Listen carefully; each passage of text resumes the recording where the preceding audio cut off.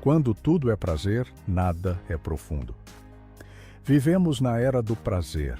Comida, entretenimento, sexo, distração, dopamina a cada toque.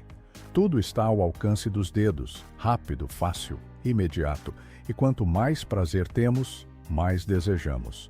Mas há uma pergunta que quase ninguém tem coragem de fazer. Será que o prazer constante está nos enfraquecendo? Porque se antes o prazer era uma celebração rara, hoje ele virou rotina. E o que é rotina perde impacto. O que perde impacto exige mais intensidade. E quando a intensidade não basta, o vazio aparece. Nietzsche já dizia que aquilo que não nos desafia, nos enfraquece. E os estoicos advertiam, o prazer desenfreado torna o homem escravo.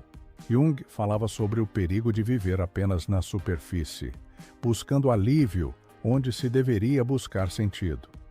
Neste vídeo vamos refletir sobre o que acontece com a alma humana quando ela vive para evitar o desconforto e perseguir o prazer a qualquer custo. Você vai entender por que o excesso de prazer pode se tornar uma prisão invisível, como o desejo, quando não é integrado à consciência, se transforma em vício.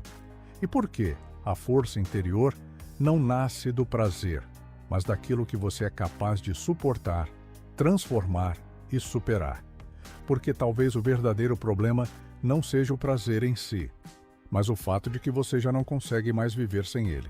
Parte 1. A ditadura do conforto, como o prazer imediato adormece a alma.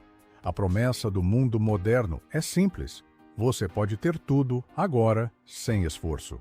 Mas o que parece liberdade, muitas vezes, é uma forma sofisticada de prisão. Porque o prazer constante, o conforto excessivo e a gratificação imediata não nos tornam mais fortes, nos tornam anestesiados. O prazer por si só não é o inimigo, mas quando ele se torna o objetivo central da existência, algo essencial começa a se perder. A profundidade da alma.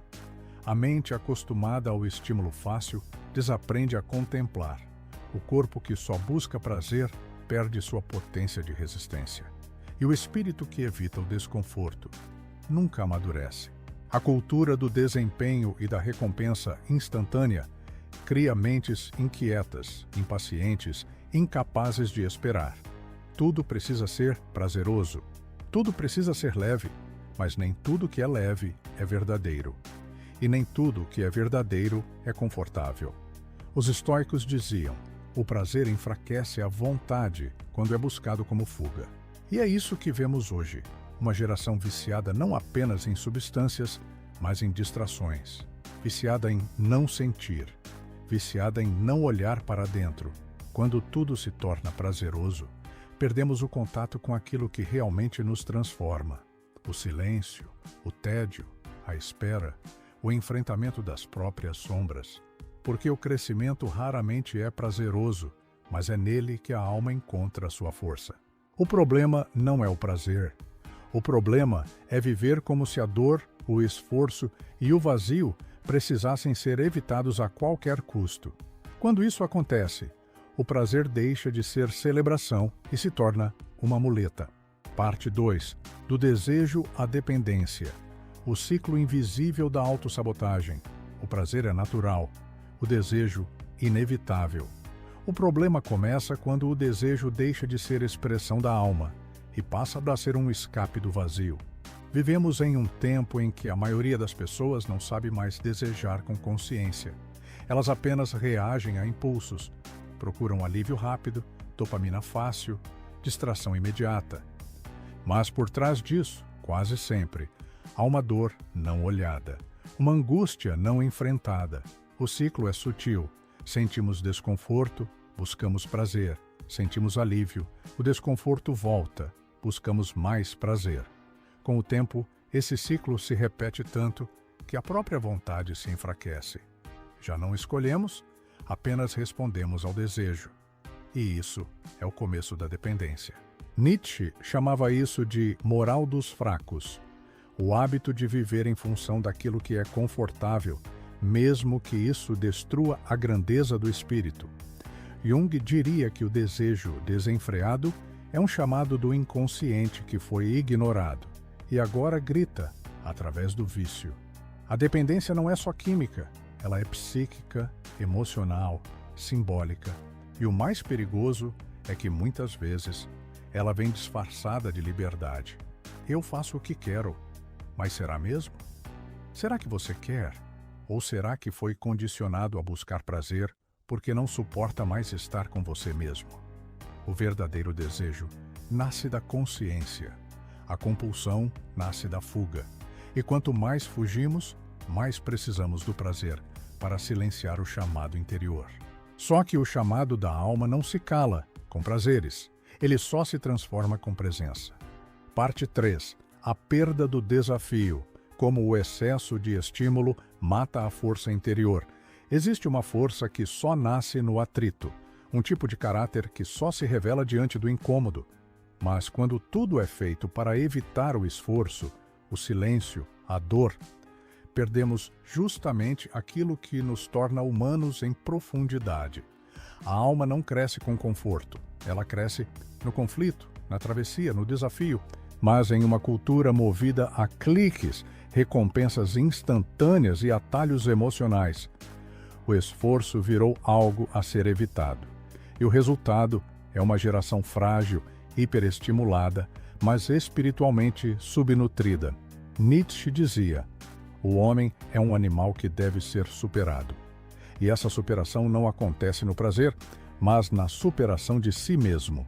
Os estoicos, por sua vez, ensinavam a buscar o desconforto voluntário, tomar banho frio, comer com moderação, suportar a crítica, não como sacrifício, mas como treinamento da alma, porque sabiam que sem tensão não há força. Hoje, confundimos liberdade com facilidade. Mas quanto mais fácil tudo fica, mais difícil se torna suportar a própria existência. Perdemos a tolerância à frustração, a capacidade de suportar a espera, de lidar com o tédio, de lutar por algo que não traga recompensa imediata. O prazer constante tira do ser humano a sua potência de superação. Ele nos afasta do esforço necessário para crescer. E com isso, a vontade enfraquece. Sem desafio, não há transformação. Sem desconforto, não há evolução. Sem abismo, não há salto. O prazer pode ser celebração, mas quando substitui o desafio, ele se torna um disfarce para a estagnação. Parte 4. O prazer como veneno ou como caminho. A chave está na consciência. O prazer, por si só, não é o vilão. Ele pode ser celebração, impulso de vida, expressão do corpo e da alma.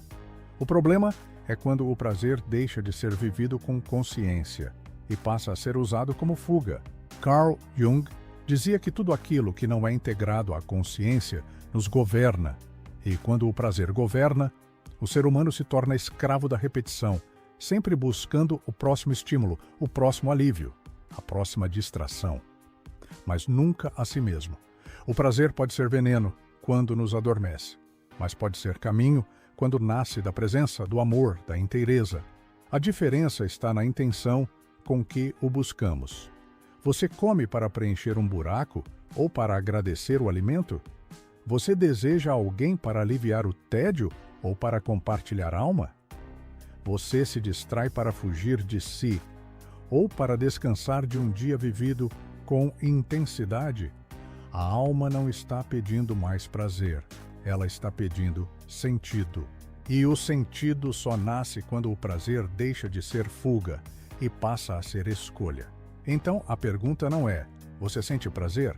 A pergunta é: esse prazer está te fortalecendo ou te enfraquecendo? A resposta está na consciência, porque só quem é livre por dentro sabe o que realmente vale a pena desejar.